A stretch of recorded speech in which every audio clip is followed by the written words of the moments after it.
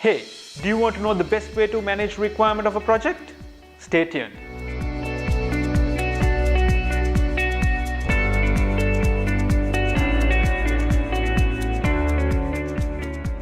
Handling the role of business analyst is challenging yet fulfilling experience. Pre-sales and post-sales being two main services provided at eFutures. A business analyst plays a key role throughout them. Speaking of the pre-sales process, as the initial step, we meet the client and elicit requirements. The duration of the requirement elicitation is decided on this meeting. During the requirement elicitation phase, the BA will scope out the project by creating wireframes, use cases, and any other documentation methods and diagrams that are required.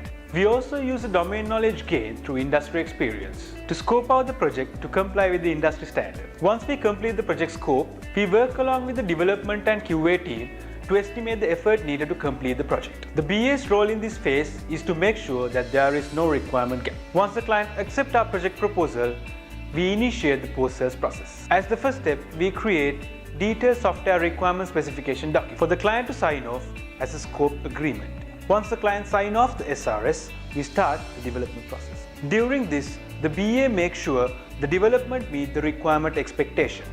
However, we mostly work on agile projects, and in agile, the BA acts as a proxy product owner. At eFutures, as the first step, we create the product backlog together with the project manager and create the sprint plan based on the product backlog. At the beginning of the sprint, the BA gives the team an overview of the product backlog items that are planned to be implemented in that specific sprint. Once we start the sprint, the team conducts Scrum meetings every morning for 15 minutes. When the developers raise their concerns for clarification, and if the clarification could be done during the meeting itself.